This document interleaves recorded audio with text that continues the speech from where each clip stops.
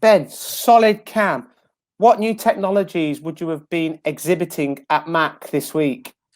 So this week we would have been demonstrating the Swiss type technologies that we have inside SolidCam. We have full support for any configuration of Swiss type machine, unlimited number of axes, unlimited number of channels are supported as well. We've also got, for instance, on the sort of citizen style machines, you would want the choice of axis patterns using the different G codes and things like that. Full simulation inside SolidCam as well. With the Swiss type, and as you can see from the footage, we're able to drive quite complicated machines. I mean, what really impressed me about the footage is the advanced mill turn. Some of them 3D scanning features on a sliding head was something that I didn't really kind of associate a sliding head with.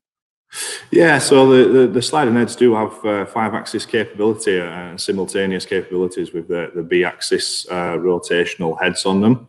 So we can fully drive those. We can do surface scanning. We can do simultaneous movements, and we can do index seal work with those as well. And when you've got such a complex piece of equipment, such as a sliding head with many machining capabilities, what's the simplicity of the programming like with your software?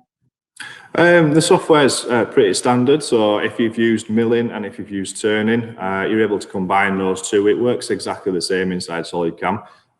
So moving on to the Swiss type and programming inside SolidCam, it's quite simple to use. We have a lot of commands based around the Swiss type machines as well. So it's quite intuitive and easy to use, really.